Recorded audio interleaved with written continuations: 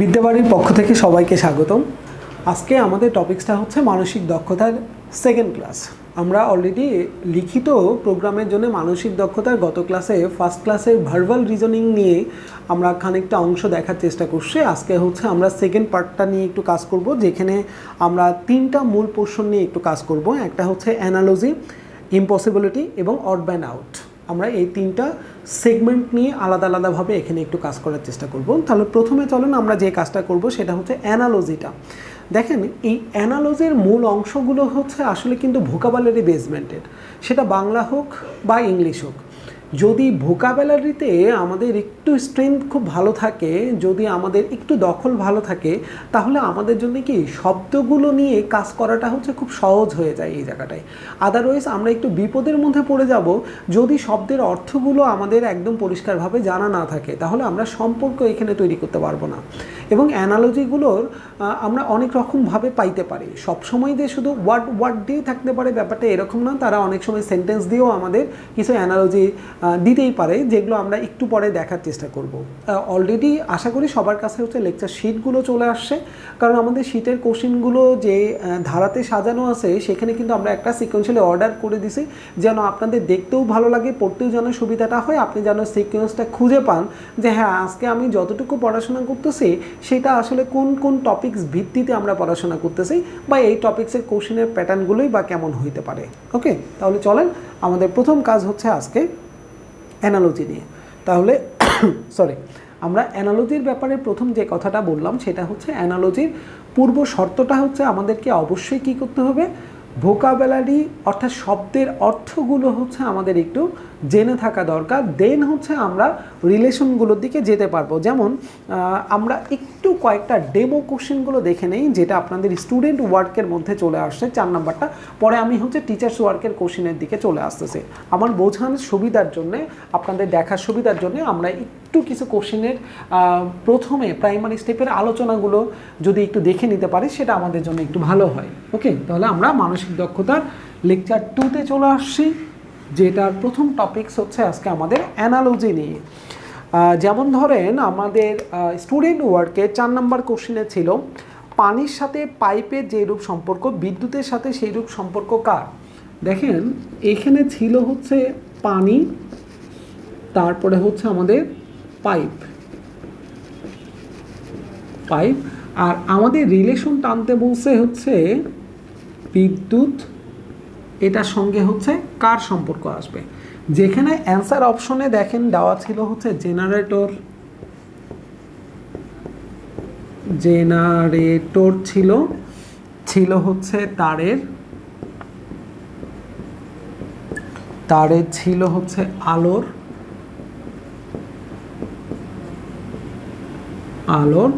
আর আরেকটা ছিল হচ্ছে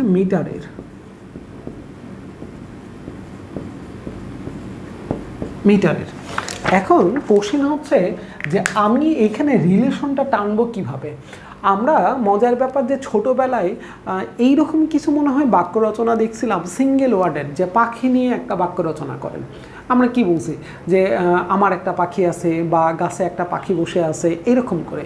কিন্তু ডাবল ওয়ার্ডারে কিন্তু আপনারা দেখছেন কিনা একটু খেয়াল করে দেখেন তো, যে যেমন দেওয়া হইলো যে পাখি এবং গাছ, এমন একটা সেন্টেন্স বলেন যেখানে পাখি গাছ দুটোই থাকবে।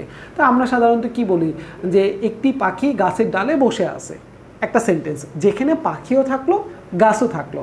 ধরেন আবার আপনাকে বলা হইলো যে গরুর সঙ্গে ঘাস, এই গরু এবং ঘাস নিয়ে একটা বাক্য রচনা করেন, অর্থাৎ একটা সেন্টেন্স বলেন যেখানে গরুও থাকবে ঘাসও থাকবে। আমরা সাধারণত কি বলি যে গরু ঘাস খায়, এরকম করে একটা ব্যাপার, তাই না? তার মানে ডাবল ওয়ার্ডের বাক্য রচনাগুলো যদি আপনি খুব ভালোভাবে বুঝতে পারেন, তাহলে আপনাদের জন্য অ্যানালজি করাটা সহজ। যেমন আপনি একটা সেন্টেন্স বলেন যেখানে পানি থাকবে পাইপ থাকবে, দুইটাই। আমরা সাধারণত কি বলি যে পানি পাইপ দিয়ে চলাচল করতেছে, পানি পাইপ দিয়ে চলাচল করে। পানির সঙ্গে পাইপের সম্পর্কটা কি বললাম, যে পানি পাইপ দ্বারা চলাচল করে,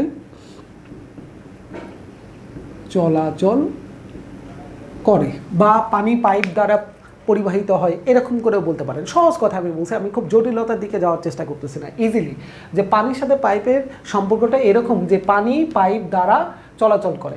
এখন এরকম বিদ্যুতের সাথে এরকম একটা সেন্টেন্স বলতে হবে সেখানেও যেন ওই ধরনের বাক্যটা দ্বারা পূরণ করা যায় যে বিদ্যুৎ ড্যাশ দ্বারা চলাচল করে, চলাচল করে। তার মানে আপনাকে এই দুইটার সম্পর্কটা এমনভাবে নির্ধারণ করতে হবে যেন এই শব্দটার সঙ্গে পরের শব্দটা যে ধরনের মিল, যে মিল না, যে ধরনের মিল থাকবে আপনার এই শব্দটার সঙ্গে এই শব্দটারও একই ধরনের মিল আপনি যেন পান।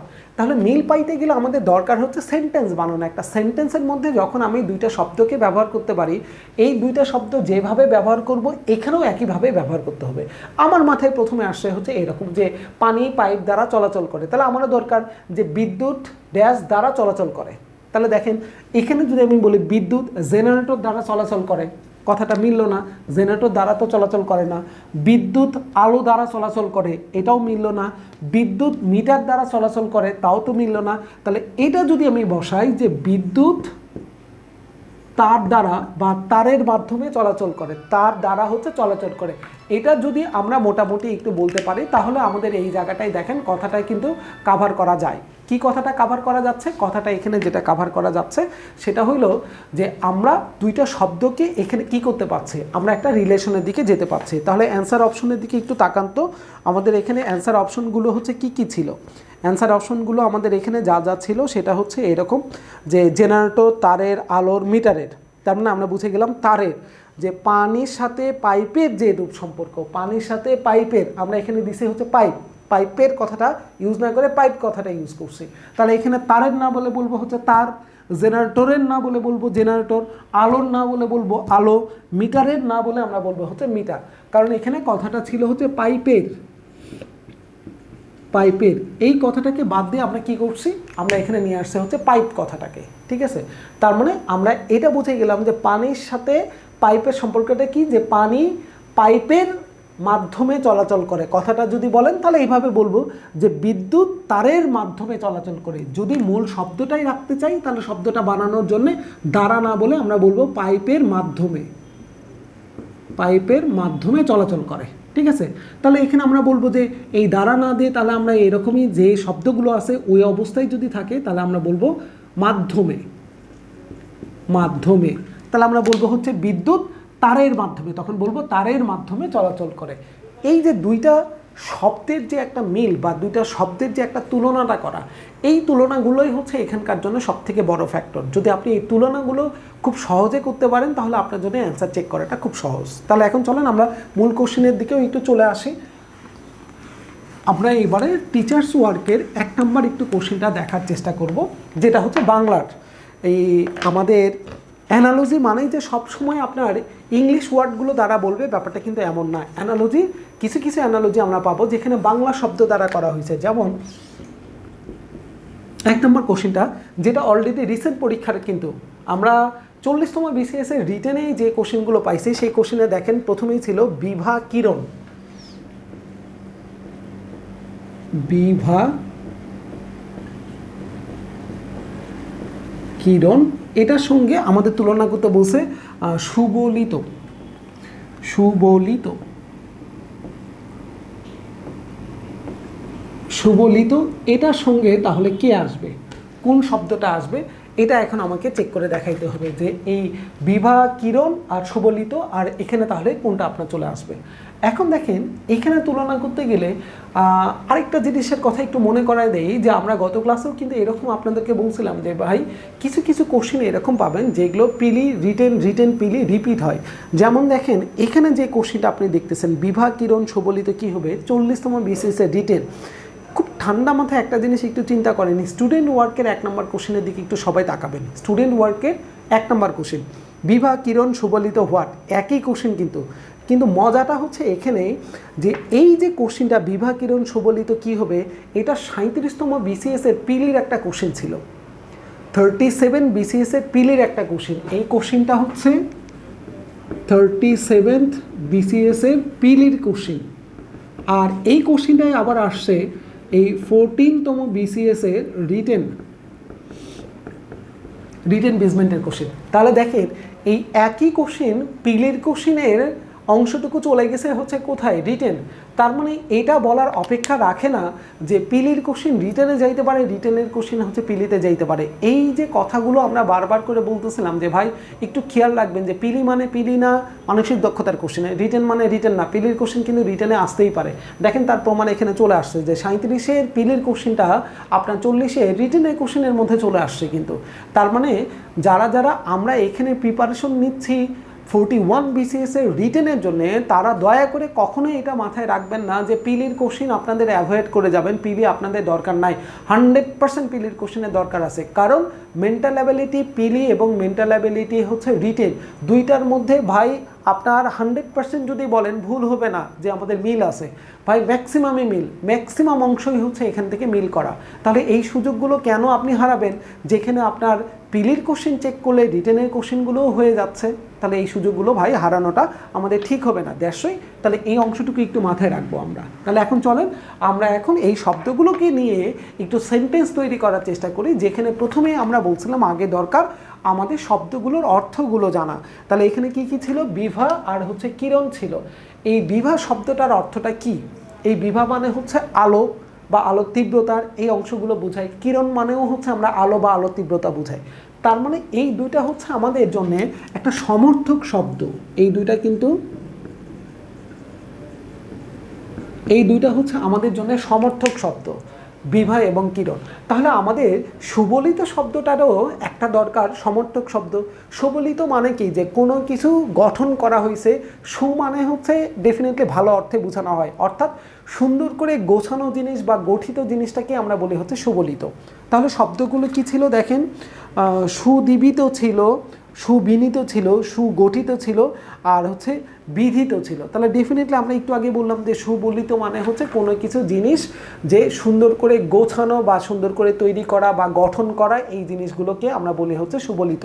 তার মানে এখানে অ্যান্সার পাওয়া গেছে, এটার অ্যান্সার হচ্ছে সুগঠিত। এই শব্দটার সমর্থক শব্দ তাহলে আমরা বলতে পারি সুগঠিত। ঠিক আছে, তার মানে অ্যান্সার পাওয়া গেছে। অ্যান্সার হচ্ছে সুবলিতর অ্যান্সার হচ্ছে সুগঠিত। তার মানে এখানে কিন্তু আপনার সেন্টেন্স বানানোর দরকার পড়লো না। কেন দরকার পড়লো না? কারণ আপনি সমর্থক শব্দ বুঝে গেছেন যে এই দুইটা সেন্টেন্স বানানোর দরকার হচ্ছে না। এখানে দরকার হচ্ছে যে এই দুইটা শব্দের অর্থ একই অর্থে ইউজ করতেছে, অর্থাৎ তারা সমর্থক শব্দ। তাহলে আমাদের সুবলিত সহজ কথা সমর্থক শব্দ দেখতে হবে। তার মানে এটা আসলে বাংলার কিসের কোশ্চিন? এটা কিন্তু বাংলার আসলে হচ্ছে আমাদের সমর্থক শব্দ কোনটা সেই সেকশনে কিন্তু কোশ্চিন চলে গেছে, তাই না? সিনোনিম, অ্যান্টোনিম আমরা সাধারণত ইংলিশে যেটা বলে থাকি, বাংলার সমর্থক শব্দ বিপরীত শব্দ আমরা যেটাকে বলে থাকি। তাহলে এটা চলে গেল বাংলার সমর্থক শব্দ বিপরীত শব্দের মধ্যে, যেই কোশ্চিনগুলো আবার আসতেছে অ্যানালজি হিসাবে আমাদের মেন্টাল অ্যাবিলিটিতে। এই জন্যে শব্দের অর্থগুলো আমাদের খুব খুব খুব বেশি পরিমাণে জানা দরকার এই সেকশনটাতে যদি আমরা ভালো করতে চাই। তারপরে দেখেন 2 নম্বর কোশ্চেনে একটু চলে আসি, আমাদের একটু বুঝতে সুবিধাটা হবে যে নতুন কেমন ধরনের কোশ্চেন হইতে পারে আমাদের জন্য। 2 নম্বর কোশ্চেনে ছিল সাফল্য উৎসাহ।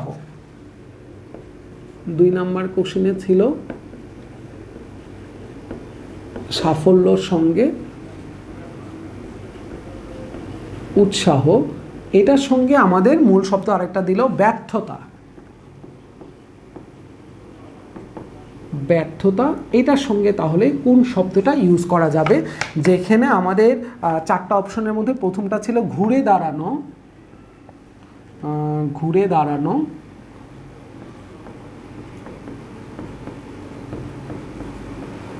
ঘুরে দাঁড়ানো, তারপরে ছিল হতাশা, হতাশা, তারপরে ছিল তীব্রতা, তারপরে ছিল অলসতা। এই ছিল হচ্ছে 4টা অপশন। এখন আমরা প্রথমে যেটা দেখার চেষ্টা করব সেটা হচ্ছে সাফল্যর সঙ্গে উৎসাহর আমরা একটা সম্পর্ক টানার চেষ্টা করব সেন্টেন্স দ্বারা। তাহলে আমরা এরকম বলতে পারি যে সাফল্য যদি আসে তাহলে আমাদের মধ্যে উৎসাহ কাজ করে। সাফল্য আসলে উৎসাহ কাজ করে আমাদের মধ্যে। কোনো কাজে যদি আমাদের সফল হই আমরা, আমাদের যদি সাফল্য আসে, ভার্ব অর্থে আমরা এখানে ইউজ করতেছি, তাই না? যে যদি সাফল্য আসে তাহলে আমাদের মধ্যে উৎসাহ কাজ করে। তাহলে ব্যাপারটা কেমন দাঁড়াচ্ছে? সাফল্য আসলে উৎসাহ কাজ করে। সাফল্য আসলে আমাদের মাঝে, সেন্টেন্স আপনি যেভাবে ইচ্ছা আপনি বানাইতে পারেন, কোনো সমস্যা নাই। তাহলে কথাটা কেমন দাঁড়ালো এবার একটু খেয়াল করে দেখেন এটার সঙ্গে, যে সাফল্য আসলে আমাদের মাঝে উৎসাহ কাজ করে। তার মানে এই কথাটার মধ্যে আমাদের এই জায়গাটায় এমন একটা শব্দ ব্যবহার করতে হবে, কোনটা? ব্যর্থতা। ব্যর্থতা। তাহলে আমরা কি বলবো? ব্যর্থতা আসলে আমাদের মাঝে ড্যাশ কাজ করে। ব্যর্থতা আসলে আমাদের মাঝে ঘুরে দাঁড়ানো কাজ করে, মিলল না। আমাদের মাঝে তীব্রতা কাজ করে, মিলল না। ব্যর্থতা আসলে আমাদের মাঝে অলসতা কাজ করে, এটাও তো মিলল না। তাহলে আমরা বলতে পারি যে ব্যর্থতা আসলে আমাদের মধ্যে হতাশা কাজ করে। তার মানে অ্যান্সার মিলে যাচ্ছে হচ্ছে কোনটার সঙ্গে? হতাশা। এই কারণে আমরা অ্যান্সার দিব হচ্ছে হতাশা। এখন দেখেন, এটা আমি বোঝানোর জন্যে, আপনাদেরকে দেখানোর পার্সপেক্টে আমি কিন্তু এই সেন্টেন্সগুলো লিখতেছি। কেন? যে দেখার সুবিধার জন্যে, যে সাফল্য আসলে আমাদের মাঝে উৎসাহ কাজ করে। তাহলে এখন আমরা বলবো এই জায়গাটায় ব্যর্থতা আসলে আমাদের মাঝে ড্যাশ কাজ করে। ঠিক আছে, আমি বোঝার সুবিধার জন্য বলতেছি, কিন্তু পরীক্ষার হলে আপনারা কী করবেন? এটা মুখে মুখে আপনারা তখন কভার করে নিতে পারবেন যে হ্যাঁ, যে সাফল্যর সঙ্গে উৎসাহ যে ধরনের সম্পর্ক আছে, তাহলে ব্যর্থতার সঙ্গে আমাদের একই রকম সম্পর্ক আছে কোন শব্দটাতে, তখন আমাদের জন্য কাজ করাটা হচ্ছে সহজ হয়ে যাবে। ঠিক আছে, এই জন্য এইভাবে হচ্ছে আমাদের একটু প্ল্যানিংয়ে আসতে হবে, যে আমাদের প্ল্যানিংটা হচ্ছে কোনটা, শব্দ দুইটার মধ্যে সেন্টেন্স তৈরি করাটা হচ্ছে আমাদের মূল প্ল্যানিং। এই জিনিসটা আগে একটু আমাদের ভালো করে মাথায় রাখতে হবে। যেমন আমরা একটু 3 নম্বর কোশ্চেনে চলে আসি। প্রথম দুইটা কোশ্চেনই দেখেন আমাদের 40তম রিটেনে, দেখেন 40তম রিটেনে আরেকটা কোশ্চেন চলে আসছে 3 নম্বর। তার মানে কতগুলো টাইপের কোশ্চেন আমাদের 40তম বিসিএসে পাওয়া গেছে, যেগুলো হচ্ছে অ্যানালজি বেসমেন্টের। এটা আবার চলে আসলে হচ্ছে একটু ইংলিশ বেসমেন্টের। কেমন ছিল আমরা একটু দেখে নিই কথাগুলো। আমাদের এখানে ছিল হচ্ছে 3 নম্বর কোশ্চেনে, 3 নম্বর কোশ্চেনে আর্ট, আর আরেকটা ছিল হচ্ছে আমাদের কি? কালচার। আর্ট হচ্ছে আমাদের কি? শিল্প, আর কালচার হচ্ছে আমাদের সংস্কৃতি। সংস্কৃতি। আর এইদিকে ছিল হচ্ছে ট্রেনিং, এদিকে আরেকটা শব্দ ছিল ট্রেনিং। ট্রেনিংয়ের অর্থ আমরা সবাই জানি প্রশিক্ষণ। প্রশিক্ষণ। এটার সঙ্গে এখন আমাদের আরেকটা শব্দ কি ব্যবহার করতে হবে সেটা এখন আমাদের কাছে জানতে চাচ্ছে। কি কি ছিল? এক্সপার্ট ছিল এখানে শব্দগুলোর মধ্যে। আমি একটু এই পাশ থেকে একটু লিখি, এক্সপার্ট। আর কি কি ছিল? আচ্ছা, এই অর্থ তো আমরা সবাই জানি, এক্সপার্ট হচ্ছে বিশেষজ্ঞ। বিশেষজ্ঞ। তারপরে ছিল হচ্ছে স্কিল, যেটা হচ্ছে দক্ষতা আমরা বলতেছি। আর ছিল হচ্ছে এডুকেশন, এডুকেশন যেটার অর্থ আমরা জানি হচ্ছে শিক্ষা। আর একটা ছিল আমাদের এক্সটেনশন,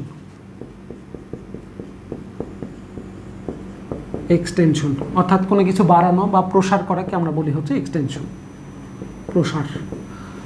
তাহলে এখন দেখেন এই জায়গাটায় যে আমরা যে শব্দগুলো এখানে পাইলাম, আর্ট, কালচার। তাহলে আর্টের সঙ্গে কালচারের সম্পর্ক দেখাইতে হবে যে শিল্প এক ধরনের হচ্ছে কি? সংস্কৃতি। শিল্পকে আমরা বলতেছি এক ধরনের সংস্কৃতি। তাহলে প্রশিক্ষণ এক ধরনের কি হবে? বিশেষজ্ঞ, এক ধরনের দক্ষতা, এক ধরনের প্রসার। এটা কি মিলে? যে শিল্পকে আমরা সংস্কৃতির সঙ্গে যদি তুলনা করি, যে আর্ট এক ধরনের কালচার।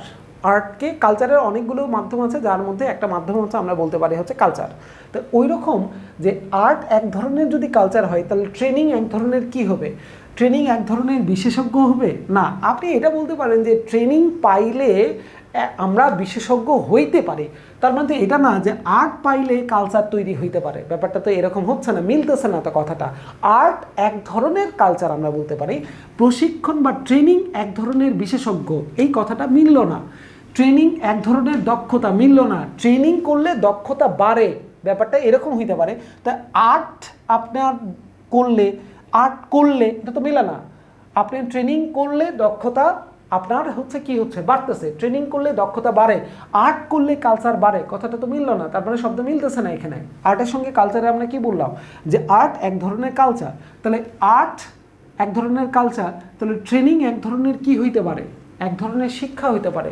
শিক্ষার অনেক রকমের মাধ্যম আছে, শুধু যে হাতে কলমে পড়ালেখা শিখতেছি এটা মানে যে শিখে এরকম না। যে ট্রেনিং, যে ধরেন আপনার যারা হচ্ছে মোটর মেকানিক্স, কথার কথা যে তারা কি করতেছে, তাদেরকে হাতে কলমে আমি হচ্ছে কি দিচ্ছি, ট্রেনিং দিচ্ছি, তাহলে এই ট্রেনিংও কি তাদের জন্য এক ধরনের শিক্ষা না? ডেফিনেটলি। আমরা ল্যাবে কাজ করি না, অনেকে যারা সায়েন্স ব্যাকগ্রাউন্ডের আমরা আছে তারা তো জানি যে আমরা অনেক সময় কি করি, ল্যাবে যে জিনিসগুলো প্রমাণ দেখে নিই বা কিভাবে কাজ করতেছে সেটা দেখে নেই, শুধু খাতা কলমেই শিখতেছি না।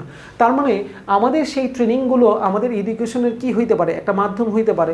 তাহলে আমরা কি বললাম, আর্ট এক ধরনের কালচার যদি হয় তাহলে ট্রেনিং এক ধরনের এডুকেশন হবে, প্রশিক্ষণ এক ধরনের শিক্ষা, শিক্ষার অনেকগুলো মাধ্যম আছে যার মধ্যে একটা মাধ্যম হইতে পারে ট্রেনিং, সংস্কৃতির অনেকগুলো মাধ্যম আছে যার মধ্যে একটা মাধ্যম হইতে পারে হচ্ছে আমাদের শিল্প। তাহলে দেখেন প্রশিক্ষণের সঙ্গে বিশেষজ্ঞ মিলে না, প্রশিক্ষণ এক ধরনের বিশেষজ্ঞ হয় না, প্রশিক্ষণ এক ধরনের দক্ষতা মিলে না, প্রশিক্ষণ এক ধরনের প্রসার মিলে না, প্রশিক্ষণ এক ধরনের শিক্ষা, এই কথাটা কিন্তু ম্যাচ করতেছে। দ্যাটস ওয়াই তাহলে আমরা অ্যান্সার হিসেবে নিতে পারি এই এডুকেশন হচ্ছে আমাদের জন্য অ্যান্সার। এই যে ব্যাপারটা যে আপনি শব্দের সঙ্গে শব্দের যে একটা লিঙ্ক করতেছেন, এই ব্যাপারটা যদি আপনার জানা থাকে তাহলে আপনাদের জন্য এই কোশ্চেনের অ্যান্সারগুলো করা কোনো ব্যাপার না, এগুলো হচ্ছে ওয়ান টুর ব্যাপার আপনাদের জন্য, ঠিক আছে? তাহলে এরকম চলেন আমরা আরও কিছু কোশ্চেন একটু দেখার চেষ্টা করি। চলেন আমরা 4 নাম্বারটা একটু পরে দেখি, 5 নাম্বারটা আগে একটু দেখে নেই। এটা একটা মজার কোশ্চেন আমাদের এখানে চলে আসছে। আমরা এই কোশ্চেনেও দেখেন অ্যানালজি পাচ্ছে, কিন্তু সেখানে কিন্তু তারা ডিরেক্ট বলতেছে না যে এটা অ্যানালজি, তারা বলতেছে এইরকম করে 5 নম্বর কোশ্চেন যে জায়ান্ট ইজ টু জাট, GIANT, জায়ান্ট ইজ টু ডাট, TWARF। তাহলে এখানে আগে দেখতে হবে যে এগুলোর অর্থটা কি। জায়ান্ট হচ্ছে আমাদের দৈত্য আকৃতি অর্থাৎ বড় আকৃতির কোনো জিনিসকে আমরা সাধারণত বলি হচ্ছে এই জায়ান্ট, আর ডাট হচ্ছে আমাদের খাটো ছোট অর্থাৎ বামন অর্থে আমরা ইউজ করি হচ্ছে ডাট, বামন অর্থে খাটো। তার মানে দেখেন এই দুইটা শব্দ কি বিপরীতমুখী না? যে দৈত্য মানে হচ্ছে কি বড় আকৃতির জিনিস, আর ডাফট হচ্ছে আমাদের ছোট আকৃতি বামন, তাহলে দৈত্য হচ্ছে বড় আর এটা হচ্ছে ছোট, তার মানে ঠিক বিপরীতটা কিন্তু এটার বিপরীত। তার মানে আমরা একটা জিনিস বুঝে যাচ্ছি যে এই শব্দগুলোর সঙ্গে এই শব্দগুলোর রিলেশন হচ্ছে তারা বিপরীত, বিপরীত অর্থাৎ অ্যান্টোনিমাস আমাদের শব্দগুলো হচ্ছে বের করতে হবে, তাহলে আমাদের জন্য কাজটা সহজ হয়ে যাবে। তাহলে এখন দেখেন তারা এই দুটো শব্দ দেওয়ার পরে বলতেছে ocean is to what, ocean তাহলে কি হবে, এটা দেওয়ার পরে তাদের কথা ছিল ওশেন ইজ টু হোয়াট, এখানে তাহলে কোন শব্দটা বসবে? তাহলে ওশেন মানে তো আমরা জানি যে ওশেন হচ্ছে আমাদের কি সাগর। আমাদের অ্যান্সার অপশন কি কি আছে দেখি, আমাদের এখন খুঁজতে হবে সাগরের ঠিক বিপরীতটা। তাহলে এখানে হচ্ছে আমাদের ছিল পন্ড, ছিল লেক, সি আর হচ্ছে রিভার। আচ্ছা তাহলে দেখেন এখানে কোনটা অ্যান্সার আসলে আসবে। তাহলে আমরা প্রথমে পাইলাম হচ্ছে বড়, তারপরে পাইলাম ছোট, তার মানে বড়টাকে ছোট করতে হচ্ছে। এখানে আমাদের দৈত্য হচ্ছে বড় আকৃতির, বামন হচ্ছে ছোট আকৃতি, সাগর হচ্ছে বড়, সেটাকে এখন বানাইতে হবে ছোট। তাহলে সাগরের ছোট কি সি হবে? এটা হচ্ছে না, কারণ ওশেন আর সি তো হচ্ছে সমর্থক শব্দ হয়ে যাচ্ছে। আচ্ছা দেখি তো সাগরের ছোট কি রিভার? হ্যাঁ রিভার তো হইতে পারে, কিন্তু সব থেকে ছোট, বামন মানে হচ্ছে একেবারে ছোট বোঝানো হচ্ছে। রিভারের চাইতে ছোট তো হচ্ছে লেক হইতে পারে, তাই না? তার মানে রিভার হচ্ছে না, লেক হইতে পারে। লেকের চাইতে ছোট হচ্ছে আবার কে? পন্ড, তার মানে লেকও হইতে পারে না। তার মানে আমরা অ্যান্সার পেয়ে গেছি সব থেকে ছোট অর্থে। তাহলে এখানে ইউজ করা হয়েছে কোনটা? পন্ড। তার মানে আমরা যদি বলি যে সাগর হচ্ছে সব থেকে বেশি পানি ধারণ করে রাখতেছে আর সব থেকে কম পানি ধারণ করে রাখতেছে হচ্ছে কোনটা?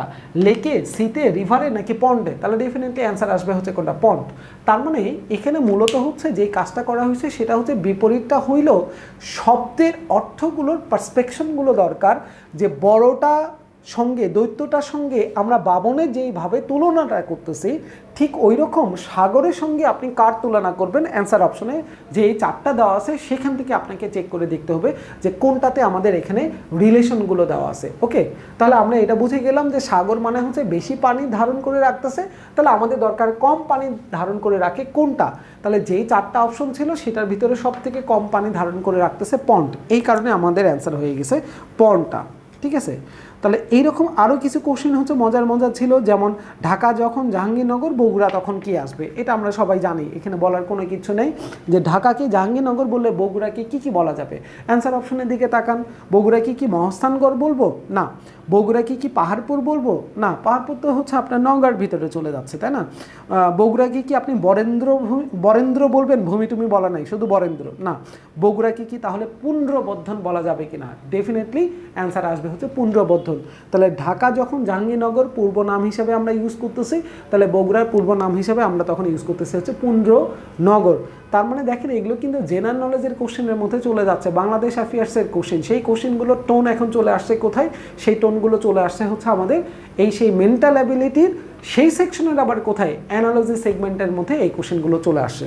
তাহলে আমাদের একটু দেখা দরকার যে কোথাকার কোশ্চেন কোথায় কিভাবে আসতে পারে। এরপরে চলেন দেখি একটু 7 নম্বর কোশ্চেনের অ্যান্সার। এখানে কি বললো, স্কিন আর হচ্ছে ডার্মিস বলতেছে। দেখে নেই আমরা একটু শব্দগুলো কি কি ছিল। আমাদের শব্দগুলো ছিল প্রথমে হচ্ছে স্কিন, এটা হচ্ছে আমরা কত নাম্বার দেখতেছি, আমরা 7 নাম্বার কোশ্চেন একটু দেখতেছি। স্কিনের সঙ্গে, স্কিন মানে তো আমরা জানি সবাই ত্বক, আর তারপরে ছিল হচ্ছে আমাদের কোনটা ডার্মিস, DERMIS, ডার্মিস হচ্ছে অন্তঃত্বক, ঠিক আছে, অন্তঃস্তক বলা হয়। অর্থাৎ আমাদের যে স্কিনটা আছে, এই যে স্কিনটা উপরের পার্টটাকে আমরা বলতেছি হচ্ছে স্কিন, আর এই উপরের চামড়াটা যেটা আছে ঠিক এটার পরের যে লেয়ারটা থাকে এই লেয়ারটাকে আমরা বলি হচ্ছে ডার্মিস। এই যে ধরেন এটা যদি হাত হয়, এটার নিচের লেয়ার, এই উপরের লেয়ারটাকে আমরা বলতেছি হচ্ছে স্কিন, উপরের লেয়ারটাকে, আর উপরের ঠিক পরে যে লেয়ারটাকে আছে এটাকে বলা হচ্ছে আপনার ডার্মিস, অর্থাৎ অন্তঃস্তক যেটাকে আমরা বলতেছি, ভিতরে যে ত্বকটা থাকে, উপরেরটা হচ্ছে ত্বক, নিচেরটা হচ্ছে অন্তঃস্তক। এটার সঙ্গে দেখেন আমাদের শব্দগুলো কি কি দিল আমাদেরকে, তারা দিল এটার সঙ্গে স্কাল, এটার সঙ্গে শব্দটা দিল স্কেল। এটা হচ্ছে কি, স্কালের অর্থটা হচ্ছে আমাদের মাথার খুলি, এটা জানি হচ্ছে স্কালের অর্থ মাথার খুলি, মাথার খুলি। এটার সঙ্গে এখন আমাদের দিয়ে দিল আরও হচ্ছে 4টা শব্দ, সেটা কি কি দেখি আমরা একটু। সেরিব্রাম, সেরিব্রামের অর্থ হচ্ছে আমাদেরকে মস্তিষ্ক, মস্তিষ্ক। তারপরে হচ্ছে সেরিব্রাম কর্টেক্স,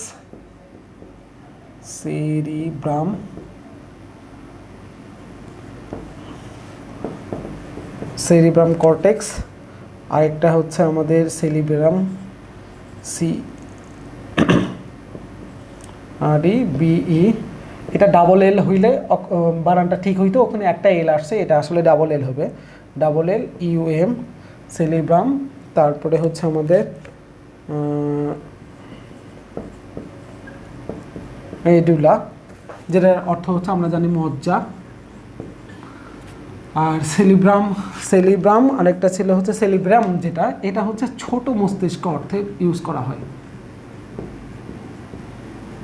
ছোট মস্তিষ্ক সেরিব্রাম।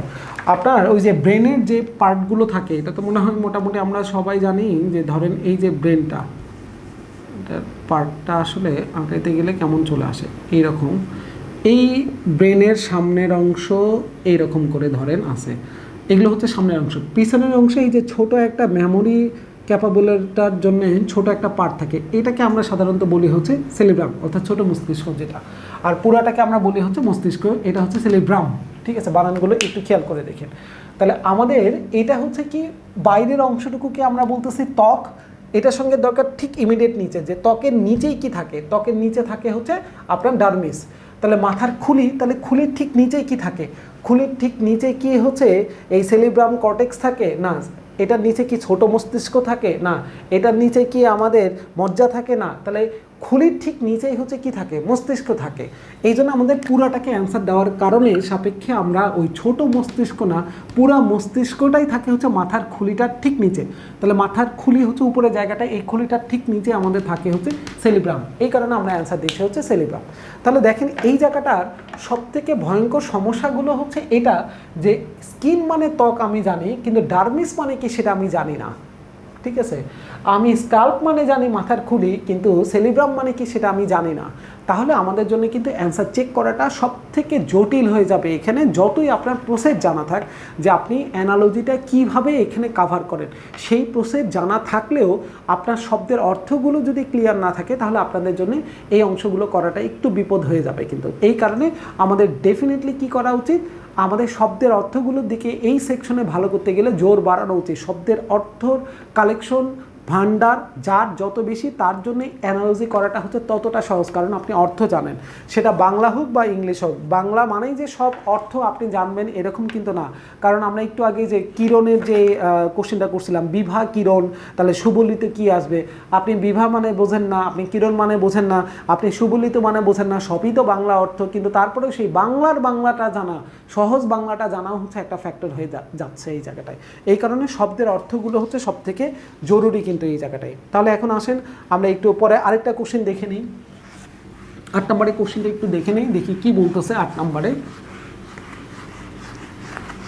8 নম্বরে আমাদের কোশ্চেনে তারা বলল হানির সঙ্গে হাইভের। 8 নম্বর কোশ্চেন আমরা একটু দেখতেছি। হানি ছিল আর হচ্ছে হাইভের।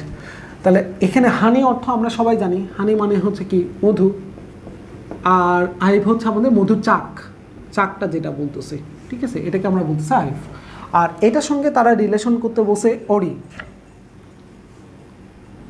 ও আর ই। আর এটার সঙ্গে শব্দ আমাদের দিয়ে রাখছে আরও কয়টা, 4টা শব্দ। কি কি? স্টোন একটা ছিল, পাউডার ছিল, তারপরে হচ্ছে আমাদের ছিল কি কি, মিনারেল, যেটা আমরা জানি হচ্ছে খনিজ পদার্থ, তাই না? আর আমাদের ছিল হচ্ছে ক্লে হচ্ছে আমাদের কাদামাটি। তাহলে আমাদের ওখানে ছিল ওরির সঙ্গে রিলেশন হচ্ছে কার আসতে হবে সেটা। তাহলে ওরির অর্থটা আমরা যেটা জানি সেটা হচ্ছে আকরিক, বা হচ্ছে আমরা যেটা বলতে পারি মূল্যবান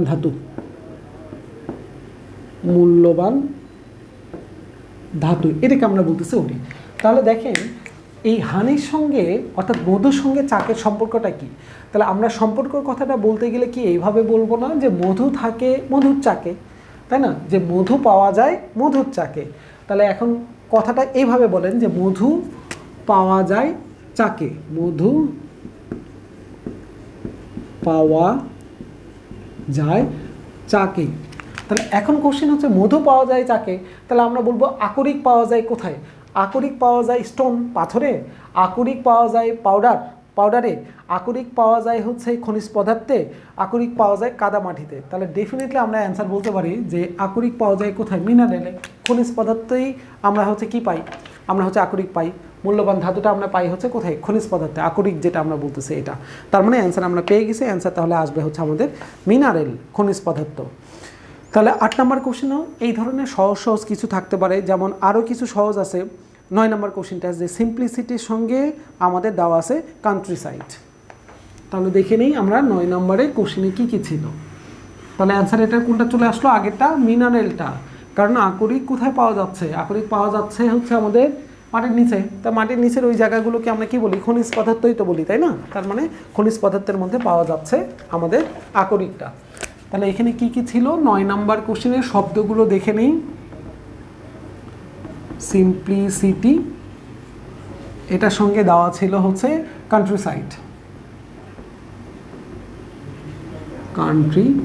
সাইড, সিম্পলিসিটি মানে হচ্ছে সরলতা, আর কান্ট্রি সাইড মানে হচ্ছে আমাদের গ্রাম অর্থে ইউজ করা হয়, গ্রামাঞ্চল। এটার সঙ্গে দেখেন আমাকে খুঁজতে বলছে হচ্ছে কার রিলেশন, আমাদের খুঁজতে বলছে হচ্ছে কমপ্লেক্সিটির সঙ্গে, কমপ্লেক্সিটির সঙ্গে কোন শব্দটা আসবে, সেই শব্দটা হচ্ছে কি কি দিছে, কমপ্লেক্সিটি মানে হচ্ছে কি জটিলতা, জটিলতা বোঝায় হচ্ছে কমপ্লেক্সিটি। তাহলে এখানে কি কি ছিল, একটা ছিল হচ্ছে শব্দ পাইক, যেটা অর্থ আমরা জানি হচ্ছে কৃষক। তারপরে ছিল হচ্ছে আমাদের কান্ট্রি ফিল্ড,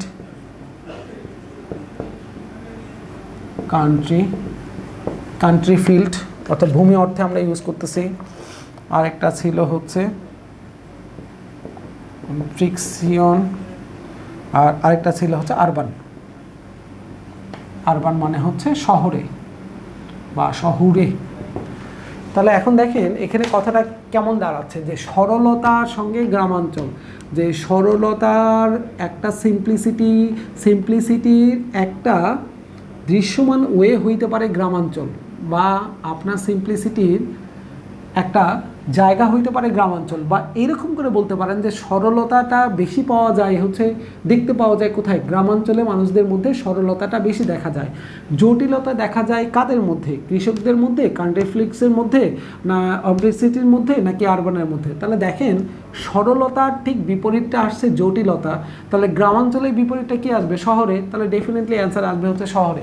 আপনি যদি ডিরেক্ট এই শব্দটার সঙ্গে এই শব্দটার তুলনা যদি নাও করতে পারেন, তাহলে দেখেন এটার এগনিস্টে বসানো ছিল এটা, সরলতার বিপরীত হচ্ছে জটিলতা, গ্রামাঞ্চলের বিপরীত তাহলে আসবে হচ্ছে শহরে, অর্থাৎ অ্যান্সার আসবে হচ্ছে আরবান।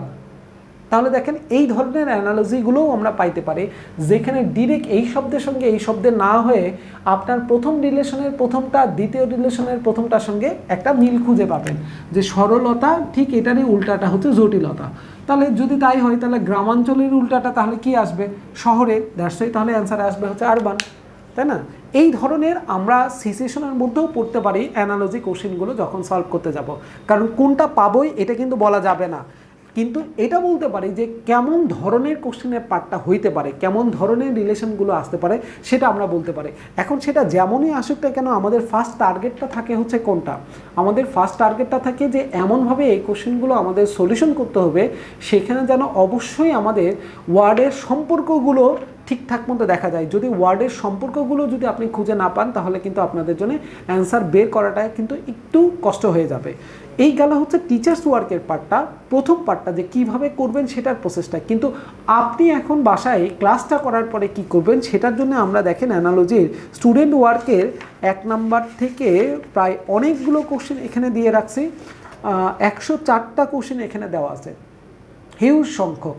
তার মানে এই 104টা কোশ্চেন কিন্তু 104টা কোশ্চেন নয়, এই 104টা কোশ্চেন মানে কিন্তু আপনার অনেকগুলো ভোকাবুলারির অংশ কিন্তু এখানে চলে আসতেছে, অনেকগুলো অ্যানালজি চলে আসতেছে, অনেকগুলো সিনোনিমাস ওয়ার্ড চলে আসতেছে, অনেকগুলো অ্যান্টোনিমাস ওয়ার্ড চলে আসতেছে, সেটা বাংলা বলেন বা সেটা ইংলিশ বলেন, দুইটা জায়গা থেকে আমরা এই কোশ্চেনের পার্টগুলো দেখতে পাচ্ছি। এই জন্য একটু সাবধান হয়ে যাব আমরা এখান থেকেই, যে আমরা কোন অংশগুলো নিয়ে কাজ করতেছি সেটার জন্য মূল ভিত্তিটা কোনটা দরকার সেই জিনিসগুলো জানাটা সব থেকে জরুরি। তার মানে অ্যানালজিতে ভালো করতে গেলে আমাদের প্রথম যেটা দরকার সবার আগে সেটা হচ্ছে ভোকাবুলারি। যদি ভোকাবুলারিতে আপনার যদি কালেকশন খুব ভালো থাকে, স্ট্রেন যদি খুব ভালো থাকে, ডেফিনেটলি আপনি এই সেগমেন্টটাতে অনেক ভালো করতে পারবেন। কিন্তু আপনার ভোকাবুলারিটা যদি আপনার একটু দুর্বল হয়ে যায় তাহলে কিন্তু আপনার এই জায়গাগুলোতে কাভার করাটা একটু মুশকিল। যে কান্ট্রি সাইড বলতে আমরা কি বোঝাচ্ছি, আরবান বলতে আমরা কি বোঝাচ্ছি, এই জায়গাটায় সিম্পলিসিটি বলতে কি বোঝাচ্ছি, এই জিনিসগুলোর অর্থ যদি আমাদের ভালো করে জানা না থাকে, হাইক বলতে আমরা এখানে কি বোঝাচ্ছি, অর্থ যদি জানা না থাকে তাহলে সেটা আমাদের জন্য বিপদ হয়ে যাবে আপনার অ্যান্সার করার জন্য। এই জন্য একটু আমরা সাবধান হয়ে যাব। ওকে, তাহলে এবারে চলেন আমরা সেকেন্ড আরেকটা একটু পার্ট দেখে নেব, সেটা হচ্ছে ইম্পসিবিলিটি। এই পার্টটা মহা সহজ, এটা নিয়ে আপনাদের কোনো টেনশনই হয় না, কোনো এই জায়গাটায় সমস্যাও হয় না আপনাদের। কেন? কারণ কোনটা ছাড়া কোনটা সম্ভব নয় বা ফিল ইন দ্য গ্যাপস এরকম টাইপের কোশ্চেনগুলো যেগুলো আসে এগুলো খুবই সহজ হয়ে যায়। যেমন আমরা 40তম BCS এর রিটেনে একটা কোশ্চেন এখানে আসছে, যেমন এখানে দেওয়া আছে এ কন্টেস্ট হ্যাজ অলওয়েজ হোয়াট। একটা কন্টেস্ট, একটা যখন আপনার কন্টেস্ট হচ্ছে, কোনো একটা খেলা হচ্ছে, কোনো একটা প্রতিযোগিতা হচ্ছে, সেখানে অবশ্যই কোনটা থাকতে হবে, ঠিক আছে। তার মানে প্রথম দরকারও হচ্ছে এখানে কোনটা, শব্দটা, যে কন্টেস্ট বলতে আমরা কি বুঝাচ্ছি। কন্টেস্ট হচ্ছে প্রতিযোগিতা। আচ্ছা বলেন তো, একটা প্রতিযোগিতা কি একার মধ্যে হয়, যে আমি প্রতিযোগিতায় অংশগ্রহণ করলাম, ঠিক আছে, প্রতিযোগিতা হচ্ছে, সেখানে একজন কি থাকে, শুধু কি আমি প্রতিযোগিতা করব এরকম ব্যাপারটা, নাকি প্রতিযোগিতা হইতে গেলে তাহলে আমার এগেইনস্টে আরেকটা টিমও তো থাকতে হবে, তাই না, যে দুইটা টিমই তো হচ্ছে আমরা প্রতিযোগিতায় অংশগ্রহণ করতেছি। ক্রিকেট খেলা হচ্ছে, সেখানে কি শুধু বাংলাদেশ খেলতেছে, না, বাংলাদেশের এগেইনস্টে আরেকটা টিম খেলতেছে, সেটা ইন্ডিয়া হোক, পাকিস্তান হোক, অস্ট্রেলিয়া হোক, যাই হোক। তাহলে এদের কথা হচ্ছে এ কন্টেস্ট হ্যাজ অলওয়েজ হোয়াট, একটা প্রতিযোগিতায় অবশ্যই সবসময় কি থাকতে হবে। অলওয়েজ বলতে এখানে বোঝানো হয়েছে সবসময়, যে একটা প্রতিযোগিতায় সবসময় কি থাকবে। ওরা বলতেছে ভিক্টোরি থাকবে, একটা প্রতিযোগিতা হইলে সবসময় জয় হবে। কেন ভাই জয় হবে বলা যাবে, এটা তো ড্রও হইতে পারে, তাই না, ক্রিকেট খেলায় কি ড্র হয় না, ফুটবল খেলায় কি ড্র হয় না। তার মানে প্রতিযোগিতা থাকলে সেখানে যে জয় থাকবে, ভিক্টোরি থাকবে, এটা বলা যাবে না। 2 নম্বরে তারা বলতেছে, দেখেন এই জায়গাটায় অ্যাপোয়েস, অ্যাপোয়েস অর্থটা হচ্ছে আপনার সাধুবাদ। তাহলে এই জায়গাটায় এই অ্যাপোলেস অর্থ হচ্ছে সাধুবাদ কোন অর্থে, যে যেমন আপনি জিতে গেছেন, আপনাকে আমরা সাধুবাদ জানাচ্ছি, ওকে ওয়েলকাম আপনাকে, কারণ আপনি জিতে গেছেন, ওয়েল ডান, আপনাকে আমরা সাধুবাদ জানাচ্ছি। তাহলে এখন একটা খেলাতে যে সাধুবাদ থাকবে এটাও বলা যাবে না, কারণ ড্র করছেন, আপনাকে আমি সাধুবাদ জানাতেও পারি, নাও জানাতে পারি এই জায়গাটায়। তারপরে বলতেছে আম্পায়ার, আম্পায়ার এখানে থাকবেই, আম্পায়ার থাকবেই এটাও আমরা বলতে পারবো না এই জায়গাটায়, কারণ সব খেলায় কি একদম মাঠের মধ্যে আম্পায়ার থাকে, এটা কিন্তু বলা যাচ্ছে না, ঠিক আছে, এটা বলা যাবে না। তারপরে লাস্টেরটা বলতেছে অপোনেন্ট, অপোনেন্ট কি থাকবে কিনা, এটা মনে হয় আমরা এক কথায় বলতে পারি যে একটা প্রতিযোগিতা হওয়া মানে সেখানে ডেফিনেটলি অপোনেন্ট অর্থাৎ প্রতিপক্ষ কিন্তু থাকবে। অপোনেন্ট অর্থটা হচ্ছে এখানে প্রতিপক্ষ অর্থে, যে একটা প্রতিযোগিতাতে অবশ্যই আম্পায়ার থাকুক বা না থাকুক, এখানে সাধুবাদ জানানো হোক বা না হোক, এখানে জয় থাকুক বা না থাকুক, অবশ্যই একটা জিনিস থাকবে, সেটা হচ্ছে প্রতিপক্ষ। প্রতিপক্ষ ছাড়া সেটা কখনোই একটা প্রতিযোগিতা হইতে পারে না। দ্যাটসই তাহলে 1 নম্বর কোশ্চেনের অ্যান্সার আমরা পেয়ে গেছি, যে এই কন্টেস্ট হ্যাজ অলওয়েজ অপোনেন্ট, একজন অপোনেন্ট থাকবে এই জায়গাটায়। ওকে, তাহলে 1 নম্বর কোশ্চেনের অ্যান্সার আমরা পেয়ে গেলাম। এরপরে বলতেছে দেখেন 2 নম্বরে, যে women are often dash by family commitment in the society. Women are often, উইমেনরা মাঝে মধ্যে ড্যাশ ড্যাশ হচ্ছে, কি হচ্ছে, উইমেনরা মাঝে মধ্যে একটা কিছু হচ্ছে, যেটা হচ্ছে by family commitment in the society. আমাদের সমাজে যে ফ্যামিলিগতভাবে, সাংসারিকভাবে আমরা কিছু কমিটমেন্ট করে থাকি, আমরা কিছু হচ্ছে আপনার কাছে কমিটমেন্ট করি যে এই জিনিসটা আমি করবই, এই জিনিসটা আমাদের সমাজে থাকে, যেটা দ্বারা বাই ফ্যামিলি কমিটমেন্ট, যেটা দ্বারা এই ফ্যামিলি কমিটমেন্ট দ্বারা উইমেনরা মাঝে মধ্যে কি হচ্ছে। অ্যান্সার অপশনে আপনার দেওয়া ছিল হচ্ছে কনস্ট্রেইনড বলছে তারা, যে কনস্ট্রেইনড হচ্ছে যাচ্ছেন কিনা, বাধ্য হচ্ছেন কিনা, তারপরে বলতেছে কনফিউজড হচ্ছেন কিনা, কনফিউজড হওয়া মানে হচ্ছে দ্বিধায় পড়ে যাচ্ছেন কিনা, কন্ট্রোলড হচ্ছেন কিনা, নিয়ন্ত্রণ আপনার হচ্ছেন কিনা, বা কনফার্মড হচ্ছেন কিনা। কনফার্ম মানে হচ্ছে নিশ্চয়তা, কোনো কিছু নিশ্চয়তা। তাহলে অ্যান্সার অপশনগুলোতে কি কি ছিল একবার একটু দেখে নেই আমরা। Constrained, confused, controlled and conform। আচ্ছা, তাহলে আমরা এখান থেকে জানলাম যে কনস্ট্রেইনড অর্থ হচ্ছে বাধ্য, কনফিউজড মানে হচ্ছে দ্বিধান্বিত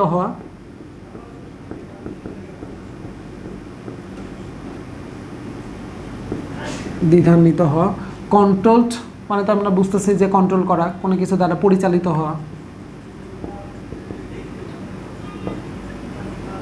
হচ্ছে। আর কনফার্ম মানে তো আমরা একটু আগেই শুনে নিলাম যে কনফার্ম মানে হচ্ছে কি করা, কনফার্ম মানে হচ্ছে আমাদের কোনো কিছু নিশ্চিত করা বা নিশ্চয়তা করা।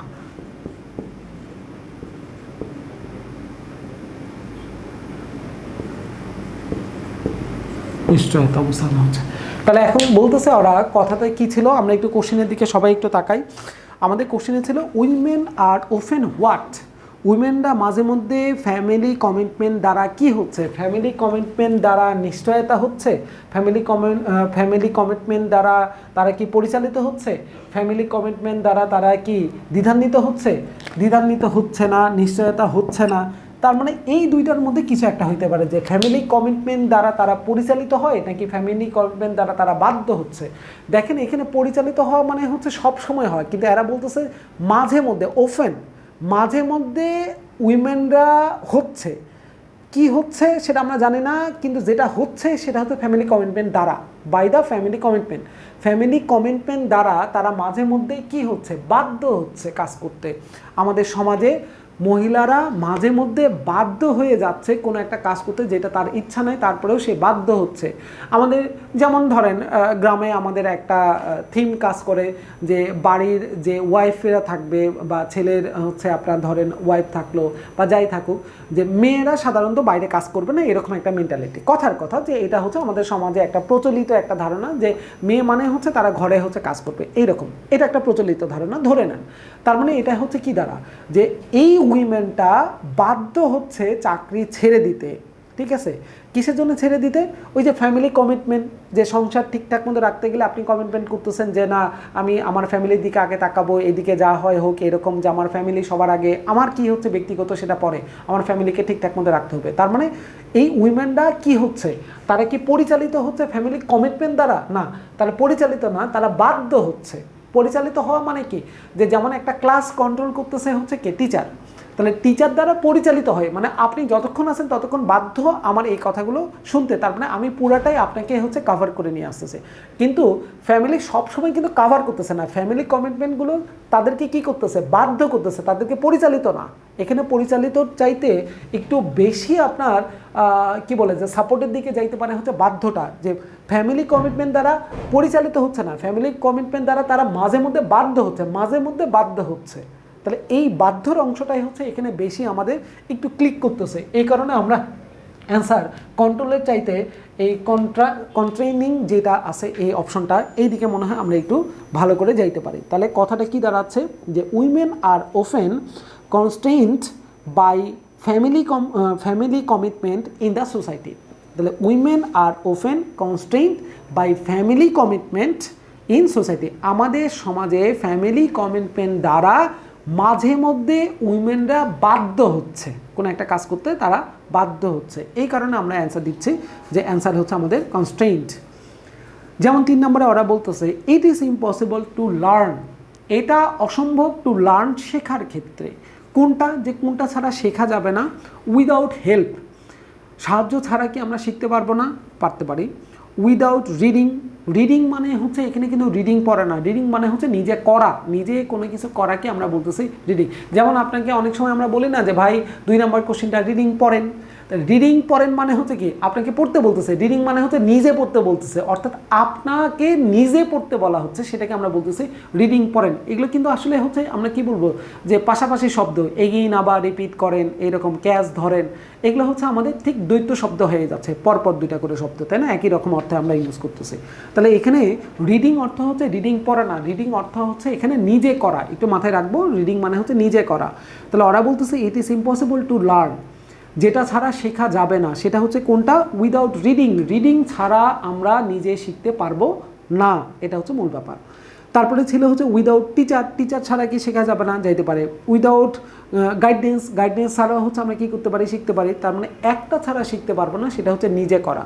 আপনাকে যতই আমি শেখাই দেই, আপনি যদি নিজে না শেখেন, আপনি যদি নিজে না করেন, তাহলে এটা কখনোই আপনি শিখতে পারবেন না। দ্যাটস ওয়াই শেখার পূর্ব শর্ত হচ্ছে নিজেকে সেই কাজটা করতে হবে, আর নিজেকে সেই কাজটা করাকেই আমরা বলতেছি রিডিং।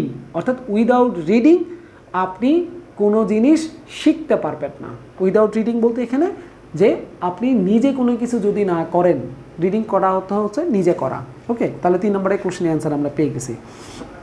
4 নম্বরে বলছে it is impossible for a family, একটা ফ্যামিলি কোনটা ছাড়া অসম্ভব, ইট ইজ ইম্পসিবল, এটা অসম্ভব আমাদের কার জন্য, ফর এ ফ্যামিলি, একটা ফ্যামিলির জন্য কোনটা অসম্ভব, অর্থাৎ যেটা ছাড়া আমাদের ফ্যামিলি হবে না, সেটা হচ্ছে without house.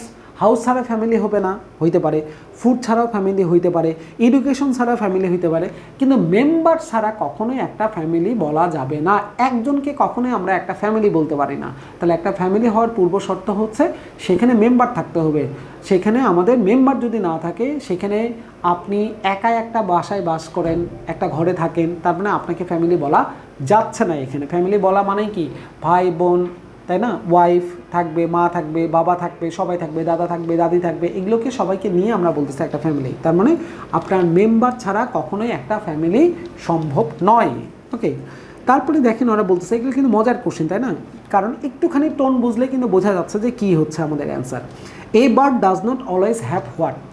Does not always, always মানে কিন্তু সব সময়। এখানে অলওয়েজ বলতে আমরা কি বুঝাইছি? অলওয়েজ বলতে আসলে বোঝানো হয়েছে সব সময়, অর্থাৎ যেটা মাস্ট বি অর্থে ইউজ করে। অলওয়েজ অর্থ হচ্ছে এখানে সব সময়, অর্থাৎ যেটাকে আমরা বলতেছি মাস্ট বি অর্থে এটা ইউজ করা হয়।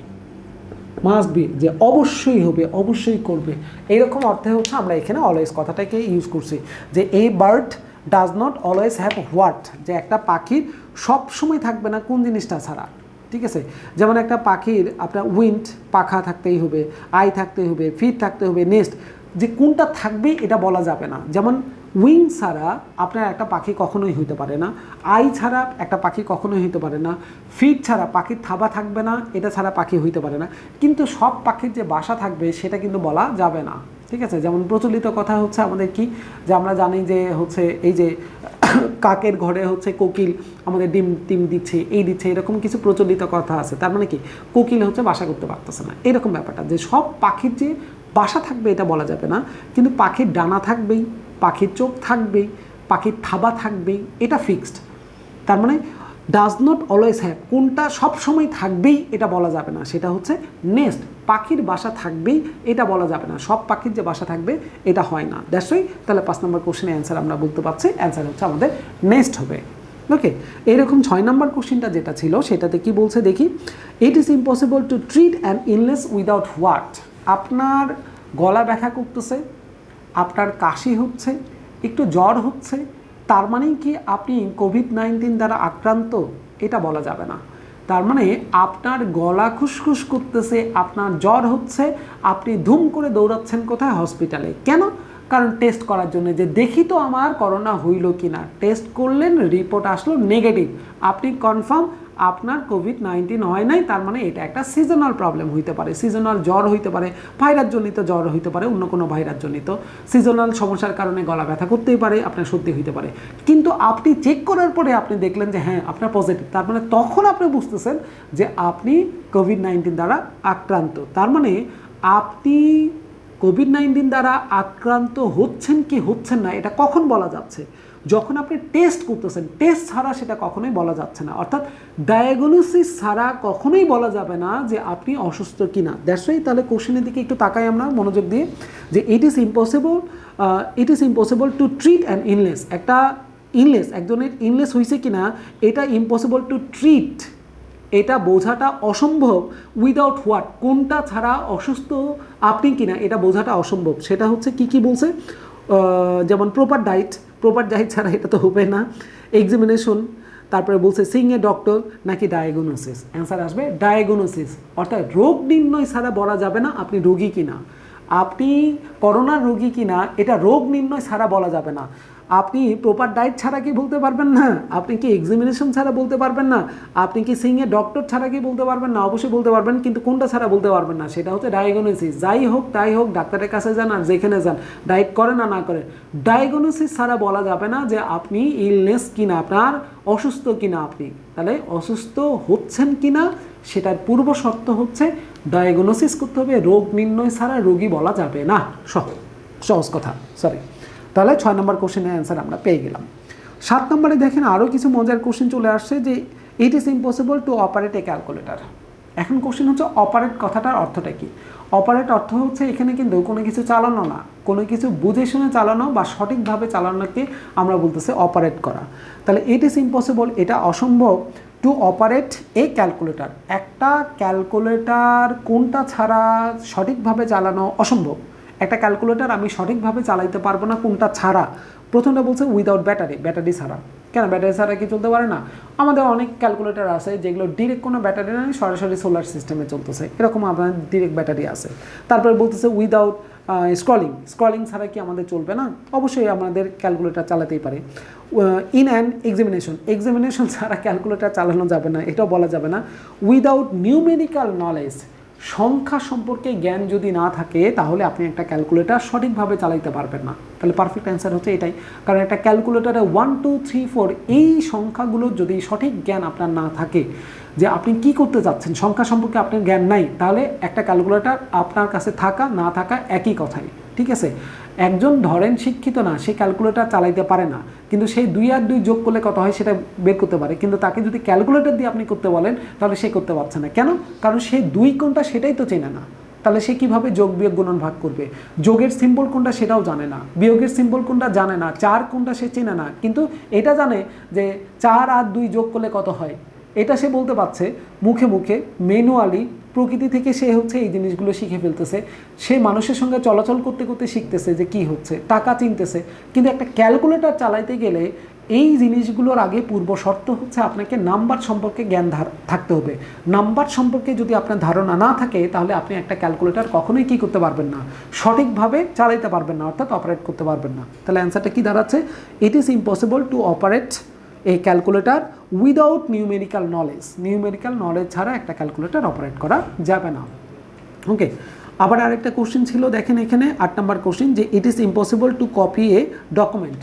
আপনার একটা কপি বা একটা ডকুমেন্ট, এটা কপি করা যাবে না কোনটা ছাড়া? It is impossible to copy, এটা অসম্ভব কপি করা এই ডকুমেন্ট, একটা ডকুমেন্ট কি ছাড়া? উইদাউট এ ফটোকপিয়ার ছাড়া সম্ভব নয়, উইদাউট এ কম্পিউটার ছাড়া সম্ভব না, উইদাউট বাই হ্যান্ড ছাড়া সম্ভব না, নাকি উইদাউট দ্য অরিজিনাল। আপনি কি ফটোকপি দোকানে যায় কখনো বলতে পারেন যে আমাকে একটা ফটোকপি দেন? দোকানদারকে দিবে না, কারণ দোকানদার বলবে আপনি কার ফটোকপি করবেন। তার মানে আপনার একটা ডকুমেন্ট দরকার। ধরেন এটা হচ্ছে আপনার একটা ডকুমেন্ট, এই ডকুমেন্টটা দিয়ে আপনি বলতে পারেন যে এই হচ্ছে আমার ডকুমেন্ট, এটার একটা ফটোকপি আপনি আমাকে দেন, এটার একটা কপি আমাকে দেন। কপি মানে কোনো একটা অরিজিনাল জিনিসের একটা রূপ বা একটা প্রতিরূপ আপনারা বলতে পারেন। তার মানে একটা জিনিস থাকতে হবে, এক্সিস্টিং একটা জিনিস থাকতে হবে, সেই জিনিসটার আপনার কপি করা যায়। কিছুই নাই সেই জিনিসটার কখনোই কিন্তু কি করা যাবে না, কপি করা যাবে না। তার মানে সহজ কথা, কোনো একটা জিনিস কপি করতে গেলে ওই ফটোকপি মেশিন থাকুক বা না থাকুক, কম্পিউটার থাকুক বা না থাকুক, অরিজিনাল জিনিস আপনার থাকতে হবে, অরিজিনাল কপিটা আপনার থাকতে হবে, তাহলে সেটার একটা ফটোকপি করা যাবে। তার মানে অ্যান্সার আসতেছে হচ্ছে কি, যে it is impossible to copy A document without the original ছাড়া একটা ডকুমেন্ট কপি করা যাবে না, সহজ কথা। ওকে, ডান। তাহলে এই গেল হচ্ছে আমাদের ইম্পসিবিলিটির এই সেকশনের কোশ্চেনগুলো কেমন হয় সেটা দেখার একটা বিষয়। আর তারপরেরটা যেটা আছে সেটা হচ্ছে আরও মজার, সেটা হলো odd man out. Odd man আউটের ব্যাপারটা কি আসলে?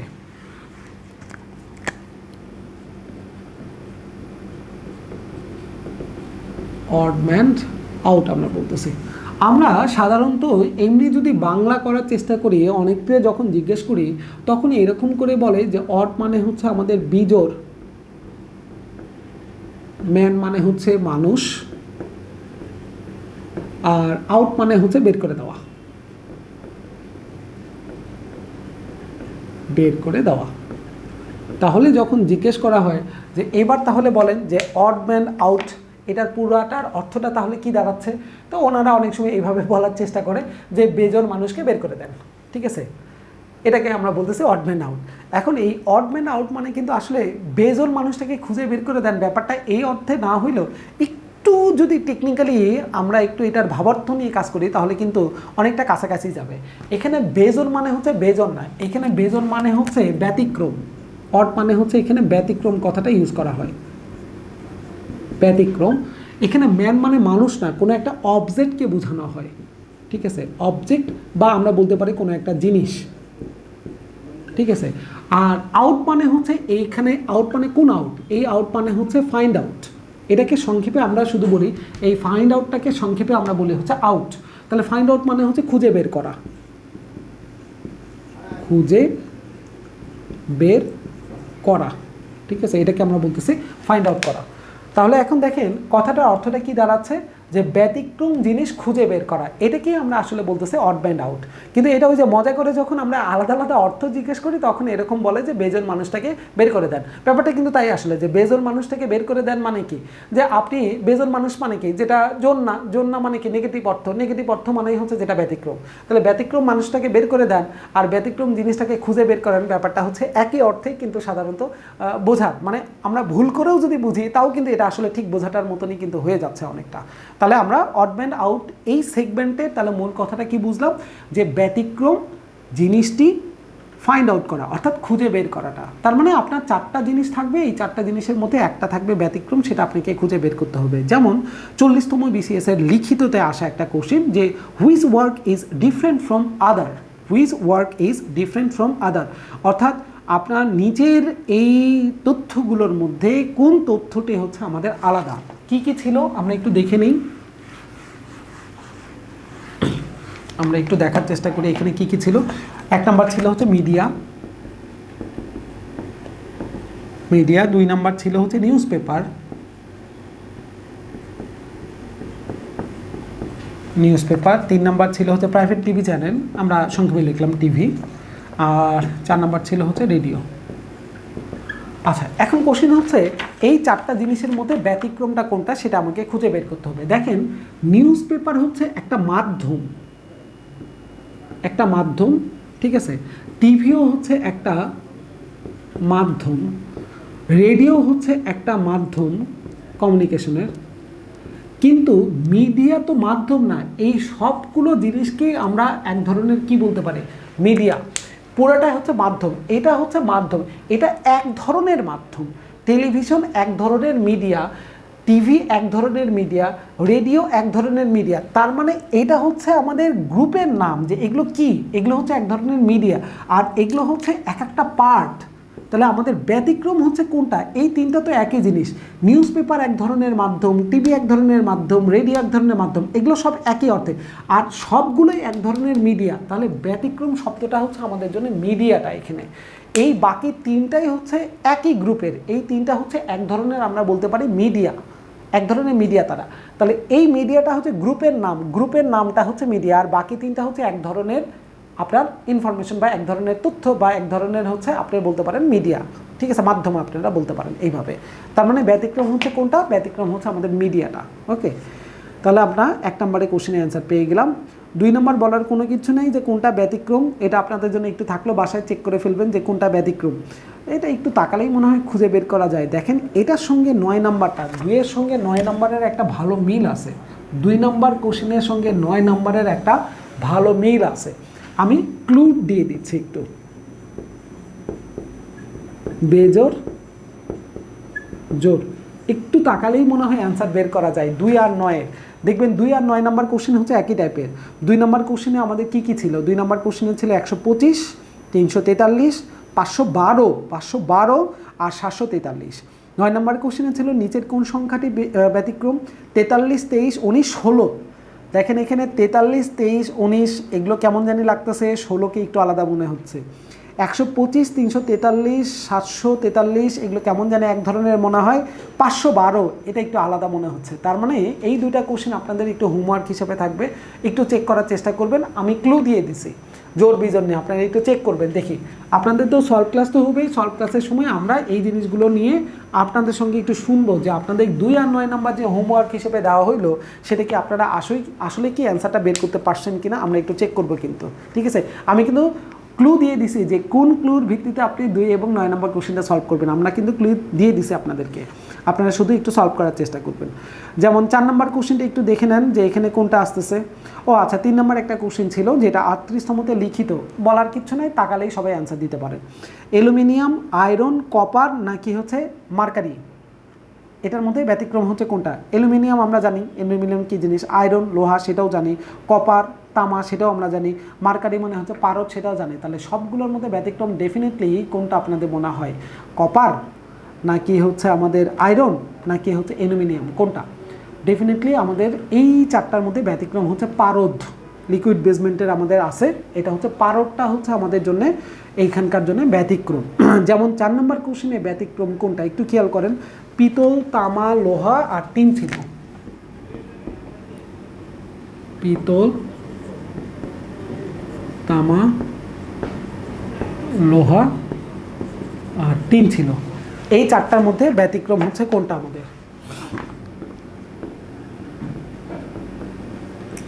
এটা মোটামুটি আমরা সবাই জানি, সায়েন্সে মোটামুটি সবাই আমরা করে আসছি। সেটা হচ্ছে এই পিতল হচ্ছে একটা সংকর ধাতু, যেখানে দস্তা আর তামার মিক্সচার, এই দুইটা জিনিস মিক্সড করে হয়েছে পিতল, আর বাকিগুলো সবগুলো হচ্ছে আমাদের সংকর ধাতু নয়। তাহলে সংকর ধাতু হচ্ছে এখানে পিতল, আর বাকিগুলো হচ্ছে আমাদের মৌলিক ধাতু হিসাবে আমরা রাখতে পারি। দ্যাটস তাহলে ব্যতিক্রম হচ্ছে কোনটা এখানে? ব্যতিক্রম হচ্ছে আমাদের পিতলটা, এই জায়গাটাই।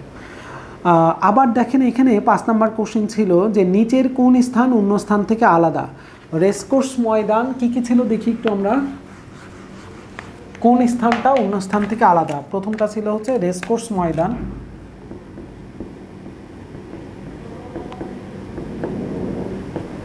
রেসকোর্স ময়দান, তারপরে ছিল হচ্ছে মুজিবনগর,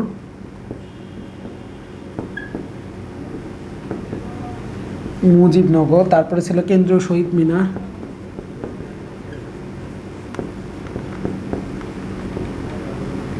কেন্দ্রীয়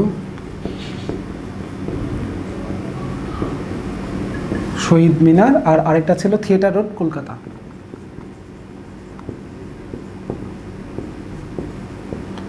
থিয়েটার রোড, কলকাতা। এখন এই 4টার মধ্যে ব্যতিক্রম যখন খুঁজতে বলে, তখন প্রথমে আমাদের হঠাৎ করে কেন জানি মাথায় কাজ করা হচ্ছে এটা। কেন?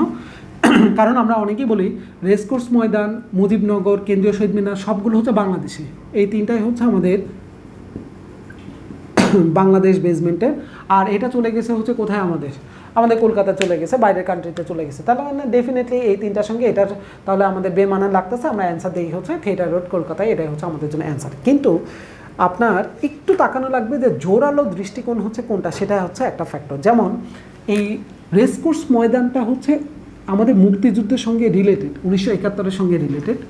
মুজিবনগরও হচ্ছে 1971 মুক্তিযুদ্ধের সঙ্গে রিলেটেড। শহীদ মিনার কিন্তু মুক্তিযুদ্ধ না, ভাষা আন্দোলনের সঙ্গে, অর্থাৎ 52-র সঙ্গে এটা রিলেটেড। কিন্তু থিয়েটার রোড, কলকাতাটা হচ্ছে আবার মুক্তিযুদ্ধের সঙ্গে আমাদের রিলেটেড, 1971। তাহলে দেখেন আমাদের এখানের প্রেক্ষাপট বা হচ্ছে কোন জিনিসটার উপরে ভিত্তি করে জোরালো অংশ কোনটা? দেশ বিদেশ, এটা কি আমাদের জন্য এখানকার জোরালো একটা অংশ, নাকি মুক্তিযুদ্ধ, নাকি আমাদের ভাষা আন্দোলন, কোনটা হচ্ছে এই জায়গাটায় সব থেকে জোরালো? এই অংশটা কিন্তু সব থেকে বেশি ইম্পর্টেন্ট, যে আপনি কার উপরে ভিত্তি করে ব্যতিক্রমটা খুঁজতেছেন, দেশ বিদেশ নাকি মুক্তিযুদ্ধ আর হচ্ছে আমাদের ভাষা। দেখেন এখানে কিন্তু জোরালো দেশ বিদেশ এটা না, আমাদের জন্য সব থেকে জোরালো যে পয়েন্টটা সেটা হচ্ছে মুক্তিযুদ্ধ এবং হচ্ছে ভাষা। তাহলে দেখেন আমরা অ্যান্সার হিসেবে ডেফিনেটলি রাখবো হচ্ছে কোনটা? কেন্দ্রীয় শহীদ মিনার। কারণ এটাই হচ্ছে একমাত্র এই 4টার মধ্যে ভাষা আন্দোলনের সঙ্গে জড়িত, বাকি 3টা হচ্ছে মুক্তিযুদ্ধ। দেশ বিদেশ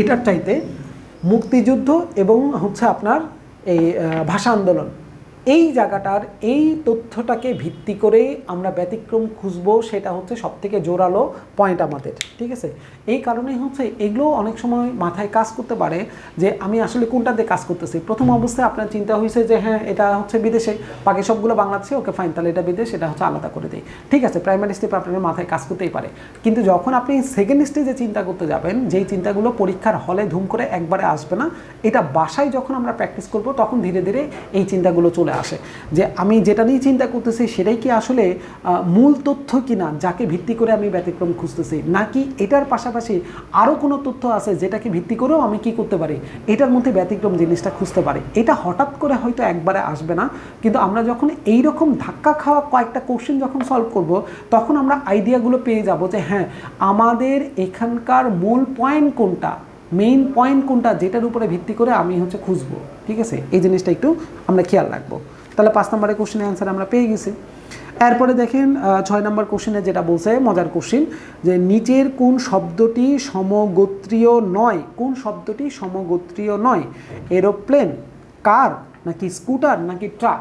ডেফিনেটলি এটা দেখলে সবাই আমরা বুঝতে পারি কার বলেন, স্কুটার বলেন আর ট্রাক বলেন সবগুলোই হচ্ছে আমাদের ভূমির উপর দিয়ে চলতেছে, কিন্তু এরোপ্লেন চলতেছে হচ্ছে আমাদের আকাশপথে। তাহলে একটাই হচ্ছে আকাশপথ, বাকি সবগুলো হচ্ছে স্থলপথ। তাহলে স্থলপথে কে কে ছিল? কার ছিল, স্কুটার ছিল এবং ট্রাক ছিল, এগুলো হচ্ছে স্থলপথে। আর আকাশপথে ছিল হচ্ছে একটাই, সেটা হচ্ছে এরোপ্লেন। এই কারণে অ্যান্সার হচ্ছে এরোপ্লেন, এটাই হচ্ছে ব্যতিক্রম, তাই না? 7 নম্বর কোশ্চিনে আবার দেখেন ওরা কী করতে বলছে। 7 নম্বর কোশ্চিনে আমাদের ওরা বললো যে নিচের শব্দগুলির মধ্যে কোনটি অসামঞ্জস্যপূর্ণ? কিলোমিটার, মাইল, গজ, কিলোগ্রাম। ডেফিনেটলি আমরা বুঝতেই পাচ্ছি যে কিলোমিটার বলেন, মাইল বলেন, গজ বলেন, এগুলো হচ্ছে ডিস্টেন্স। গজ দ্বারা ডিস্টেন্স বোঝানো যায়, মাইল দ্বারা ডিস্টেন্স বোঝানো যায়, কিলোমিটার দ্বারা হচ্ছে ডিস্টেন্স বোঝানো যায়, কিন্তু কিলোগ্রাম দ্বারা তো আমরা ডিস্টেন্স বুঝাই না। কিলোগ্রাম দ্বারা ওজন আমরা চেক করতেছি, ওজনের একটা একক হচ্ছে কিলোগ্রাম, বাকি সবগুলো হচ্ছে দূরত্বের একক।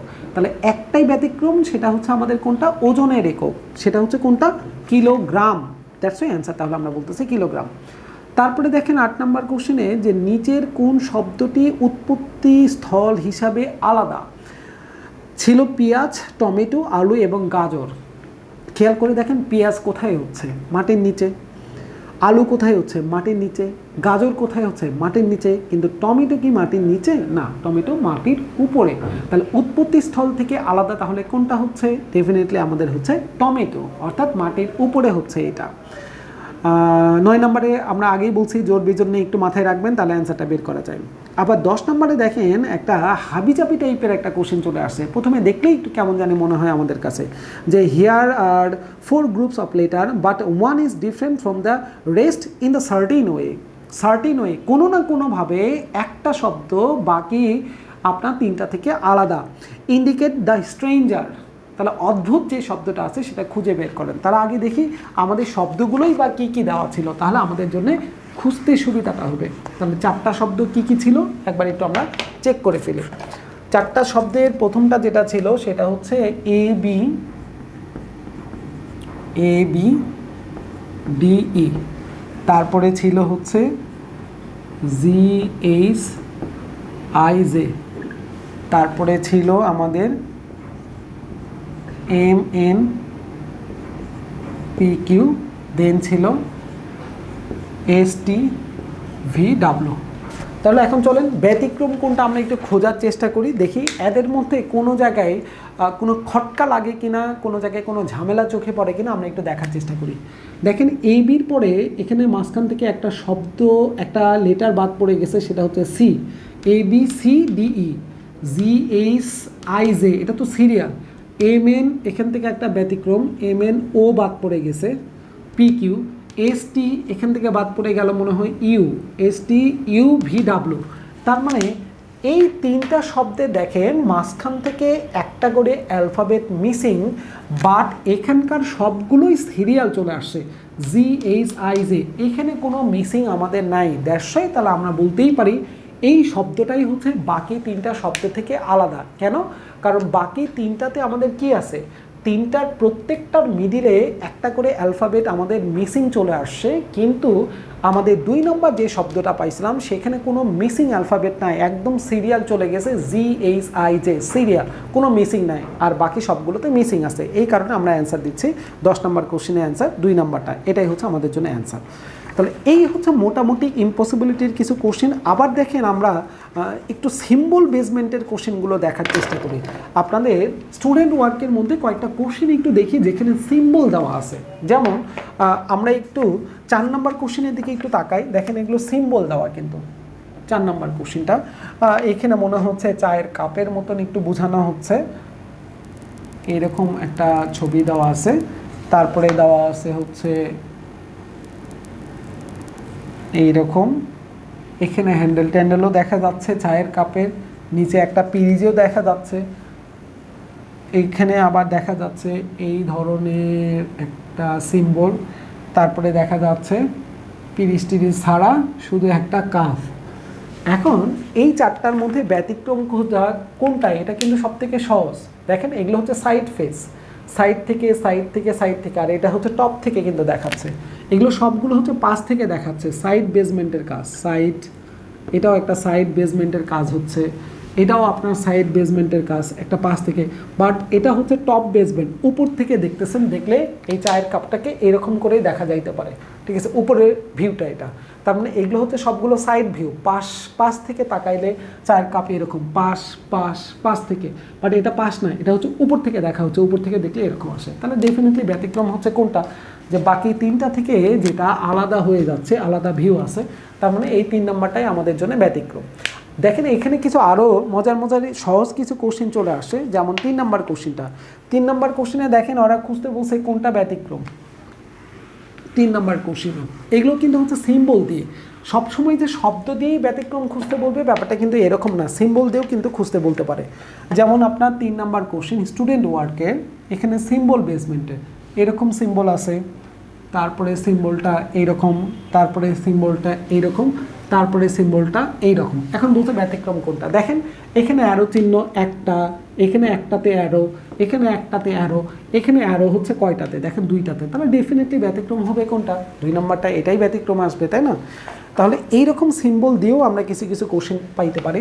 যেমন 5 নাম্বার কোশ্চেন, এগুলো দেখলেই দেখবেন যে অনেক সময় মাথা কেমন জানি করে যে এরকম কোশ্চেন কেন দিচ্ছে বা কী কারণে এগুলো এরকম কোশ্চেন চলে আসতেছে। এগুলো কারণ কিচ্ছুই নাই, এগুলো হচ্ছে সহজ কথা আমাদেরকে টুইস্ট করার জন্য তারা এই ধরনের কোশ্চেনগুলো দিয়ে রাখে, ঠিক আছে? তাহলে এই জায়গাটায় এইরকম করে সিম্বল দিয়ে বলতেছে ব্যতিক্রম কোনটা। দেখেন এখানে ব্যতিক্রম তাকালেই বোঝা যাচ্ছে, এখানে দেখেন মাঝখান থেকে রেখাটা আসছে হচ্ছে হাফ, ঠিক আছে, এখানেও রেখাটা আসছে হাফ, এখানেও রেখা আসছে হচ্ছে হাফ, কিন্তু এখানে রেখা ঠিক পরিধির এই প্রান্ত থেকে এই প্রান্ত পর্যন্ত পুরোটা কিন্তু টাচ করছে, দ্যাটস ওয়াই তাহলে ব্যতিক্রম আসবে হচ্ছে আমাদের লাস্টেরটা। এই ধরনের সিম্বল বেসমেন্টের কোশ্চেনগুলো কিন্তু পাওয়া যায়। যেমন 8 নাম্বার কোশ্চেনের দিকে একটু সবাই তাকান, সিম্বল দেখা যাচ্ছে, প্রথমটা থার্মোমিটার, তারপরেরটা হচ্ছে আমাদের দাড়িপাল্লা, তারপরেরটা ঘড়ি, তারপরেরটা হচ্ছে বই। ব্যতিক্রম কোনটা, দেখেন আমরা থার্মোমিটার ইউজ করতেছি কিসের জন্য, মাপকাঠি, এটা টেম্পারেচারের মাপকাঠি হচ্ছে থার্মোমিটার। ওজন, এটা মাপকাঠি, আমরা কোনো কিছু ওজন নির্ধারণ করতেছি দাড়িপাল্লা দ্বারা, দাড়িপাল্লা দ্বারা ওজন মাপা হচ্ছে, থার্মোমিটার দ্বারা টেম্পারেচার মাপা হচ্ছে, ঘড়ি দ্বারা সময় মাপা হচ্ছে বা দেখা হচ্ছে, ব্যাপারটা এটা। কিন্তু বই দ্বারা তো আপনি কি মাপবেন, বই দ্বারা কি মাপা যায় কোনো কিছু, বই দ্বারা কি মেজারমেন্ট করা যায় কোনো কিছু না, দ্যাটস ওয়াই তাহলে ব্যতিক্রম হচ্ছে বই, কারণ বাকি 3টা দ্বারাই মেজারমেন্ট করা হয়, বই দ্বারা কিন্তু আপনি কতটুকু এডুকেটেড এটা কিন্তু বই দ্বারা হচ্ছে কি দ্বারা করা যায় না, মাপা তো যায় না। কিন্তু আপনি টেম্পারেচার মাপতে পারছেন থার্মোমিটার দ্বারা, আপনি ওজন কতটুকু, ওজন কতটুকু আলু কিনছেন, ডাল কিনছেন, চাল কিনছেন কতটুকু, সেটা আপনি দাড়িপাল্লা দ্বারা ওজন করতে পারেন। আপনার সময় এখন কত সেটা কিন্তু আপনি দেখতে পাচ্ছেন কি দ্বারা, ঘড়ি দ্বারা। তার মানে আমরা বই দ্বারা কোনো কিছু মেজারমেন্ট করতে পারি না, এই কারণে আমরা অ্যান্সার দিচ্ছি, অ্যান্সার হচ্ছে আমাদের বই এরকম। তারপরে দেখেন আবার হচ্ছে 10 নাম্বার কোশ্চেন, 11 নাম্বার কোশ্চেনে একটু দেখেন সিম্বলগুলো, দেখেন প্রথমটা হচ্ছে একটু চাকুর মতন, তারপরেটা হচ্ছে পেন্সিল, পেন আপনার চলে আসছে, 3 নাম্বারটাও পেন, তারপর 4 নাম্বারটাও পেন। তার মানে প্রথমটাই শুধু চাকু, বাকি সবগুলো হচ্ছে লেখার কাজে ব্যবহার হচ্ছে পেন বা পেন্সিল হিসেবে চলে আসছে, সেটা জেল পেন হোক বা নর্মাল ফাউন্টেন পেন হোক বা যেরকমই পেন হোক, বল পয়েন্ট কলম হোক, যেটাই হোক। তাহলে প্রথমটাই চাকু, বাকি সবগুলো হচ্ছে আপনার এই ধরনের সিম্বল লেখার কাজের জন্য ইউজ। তাহলে দেখেন আমরা টিচার্স ওয়ার্কের মধ্যে ম্যাক্সিমামই পাইছিলাম হচ্ছে শব্দ দ্বারা যেগুলোকে ডিফারেন্ট করা যায়, আলাদা করা যাচ্ছে, শব্দ বেসমেন্টের, এগুলো আমাদের দেখতে অনেক সময় সমস্যা হয়ে যায়। আর স্টুডেন্ট ওয়ার্কের মধ্যে 2 ধরনের কোশ্চেনও দেওয়া আছে, শব্দ দিয়েও দেওয়া আছে, আবার দেখেন এরকম সিম্বল দিয়েও আমরা দিছি। কেন? কারণ আপনাদের কত রকমের কোশ্চেন হইতে পারে সেটা আমরা 2টা জায়গা থেকেই দেখার চেষ্টা করতেছি, টিচার্স ওয়ার্ক এবং স্টুডেন্ট ওয়ার্ক। এবং আপনারা এখান থেকে কি পাচ্ছেন, এখান থেকে পাচ্ছেন টিচার্স ওয়ার্কের শুধু কোশ্চেন না, আপনি এখান থেকে পাচ্ছেন স্টুডেন্ট ওয়ার্কের কোশ্চেনগুলো কিভাবে সলভ করবেন তার একটা প্রসেস, তার একটা মাধ্যম হচ্ছে আপনি এখান থেকে দেখতে পাচ্ছেন। তাহলে এই মাধ্যমগুলো যদি জানা থাকে তাহলে আপনাদের জন্য এই ধরনের কোশ্চেনের সলিউশন করাটা সবথেকে সহজ। তাহলে আজকের এই ক্লাসটাতে আমরা দেখলাম হচ্ছে মূল জিনিস কয়টা, আমরা মূল জিনিস হচ্ছে 3টা পাইছিলাম, একটা হচ্ছে অ্যানালজি, আরেকটা হচ্ছে ইম্পসিবিলিটি, আরেকটা হচ্ছে অড ম্যান আউট। এই তিনটা জিনিস আবার বারবার করে বলতেছি যে সবথেকে ইম্পর্টেন্ট হচ্ছে অ্যানালজিটা এখানে। কেন? কারণ অ্যানালজিটা আপনার শব্দ ছাড়া যত প্রসেস জানেন, যত কাহিনী জানেন, যত মাধ্যম জানেন, আপনি কখনোই সলিউশন করতে পারবেন না যদি না আপনি শব্দের অর্থ না জানেন, সেটা বাংলা হোক বা সেটা হচ্ছে ইংলিশ হোক। তাহলে ডেফিনেটলি আপনাদের শব্দের অর্থগুলো জানা দরকার এখানে। 2 নম্বর যেটা ইম্পসিবিলিটি, এটা সহজ, এখানেও অর্থ জানা দরকার। দেখেন অর্থ কিন্তু ছাড়া আপনি কতগুলো জায়গায় ঝামেলার মধ্যে পড়ে যাবেন, ফিল ইন দ্য গ্যাপসে ঝামেলার মধ্যে পড়ে যাবেন। অড ব্যান্ড আউট, আপনি শব্দের অর্থই জানেন না, কিভাবে খুঁজে বের করবেন? আপনি ইম্পসিবিলিটি, কোনটা ছাড়া কোনটা সম্ভব নয়, শব্দ জানেন না, হচ্ছে না, অ্যানালজি করবেন শব্দ। তার মানে 2 নম্বর চ্যাপ্টারটা যেটা এখানে নিয়ে আসা হয়েছে, সেটার মূল ভিত্তিটাই হচ্ছে কিন্তু আপনার ভাই অ্যানালজি, আপনার ভোকাবুলারি। এই ভোকাবটা যার যত স্ট্রং, যার যত কালেকশন বেশি থাকবে, তাদের জন্য এই সেগমেন্টটা হচ্ছে সবথেকে সহজ হয়ে যায়। তার মানে আমরা এতটুকু বুঝে গেলাম যে শব্দ শুধুমাত্রই যে আমাদের ইংলিশ সেকশন বা বাংলা সেকশনে লাগতেছে তা নয়, এই শব্দের একটা বড় সেকশন কিন্তু আপনার আসতে পারে হচ্ছে আপনার মানসিক দক্ষতার এই ধরনের সেগমেন্টগুলোতে, যেখানে আমরা অলরেডি দেখলাম 40তম বিসিএসে কিন্তু আমাদের এই অ্যানালজি বলেন বা অড ব্যান্ড আউট বলেন, এখান থেকে কিন্তু কোশ্চেন আসছে। তার মানে এখান থেকে কোশ্চেন আসে না এটা বলা যাবে না, কোশ্চেন কিন্তু আসে, বরঞ্চ বলা উচিত কয়টা করে কোশ্চেন পাওয়া যাইতে পারে, 2-3টা করে কোশ্চেন আপনি এখান থেকে পাবেন। অর্থাৎ এই পুরো চ্যাপ্টার, আজকের 2 নম্বরের চ্যাপ্টারটা থেকে মোটামুটি 3-4টা পর্যন্ত কোশ্চেন কিন্তু হইতেই পারে, যার একটা প্রমাণ আমরা দেখেই ফেলছি যে এই অ্যানালজি করতে গিয়েই দেখেন প্রথমেই আমরা 3টা কোশ্চেন পাইছিলাম, 4টা কোশ্চেন 5টা কোশ্চেন আমরা পাইছিলাম, যেগুলো হচ্ছে সবগুলো হচ্ছে আমাদের কোথায় 40তম বিসিএসে। তাহলে দেখেন একটা বিসিএসে কোশ্চেন আসছে হচ্ছে আপনার 4টা, পরে আবার 6, 7, 8, 9 আমরা দেখছি যেগুলো হচ্ছে 38তম বিসিএসের লিখিততে আসা কোশ্চেন। তার মানে একটা করে বিসিএসে এখানে কোশ্চেন আমরা একটু খেয়াল করতেছি যে যদি আসে তাহলে 3টা-4টা পর্যন্ত কোশ্চেন এখান থেকে আসতে পারে। তাহলে এই সেগমেন্টটা আবার আমরা বলতেছি, যদি একটু ভালো করতে চাই ডেফিনেটলি আমাদের অবশ্যই একটু খেয়াল রাখতে হবে যে আমরা যেন এখান থেকে ভালো করার জন্যে যে মাধ্যমগুলো শিখতেছি সেই মাধ্যমগুলোকে কাজে লাগাইতে পারি, সেটার জন্য আমাদের ভোকাবুলারিগুলো জানা দরকার। আর আরেকটা জিনিস সেটা হচ্ছে যে লাস্ট কথা যেটা বললাম যে অড ব্যান্ড আউটটা, সেখানে আমরা একটা একটু প্রসেস মনে হয় পাইছি, শব্দ এবং হচ্ছে ফিগার, 2 ধরনের কাহিনীর ভিত্তিতে অড ব্যান্ড আউটের কোশ্চেনগুলো হইতে পারে, শব্দ এবং ফিগার। অর্থাৎ আপনার কথা দিয়েও আপনাকে খুঁজে বের করতে পারে যে কোনটা ব্যতিক্রম বলেন, বা আপনার এরকম সিম্বল দিয়েও বলতে পারে যে কোন সিম্বলটা আলাদা, আপনি এখন সেটা খুঁজে বের করে দেখান। ঠিক আছে, এই ধরনের কাহিনীও এখানে হইতে পারে, কোনটা হবে সেটা বলা যাবে না। ওকে, তাহলে এই গেল হচ্ছে মোটামুটি আজকের লেকচারের জিনিসগুলো। তাহলে আজকে আমরা আপাতত এখানেই আল্লাহ হাফেজ বলতেছি। আমাদের নেক্সট 3 নম্বর লেকচার যখন আমরা ক্লাস করব, তখন 3 নম্বর লেকচারে নতুন কিছু ইনফরমেশন ওখানে পাবো, নতুন কিছু মাধ্যম আমরা ডেফিনেটলি পাবো, সেটার জন্য আগে থেকে আপনাদেরকে ওয়েলকাম জানানো হচ্ছে এখানে। তাহলে আজকে আপাতত এখানেই আল্লাহ হাফেজ, সবাই ভালো থাকবেন।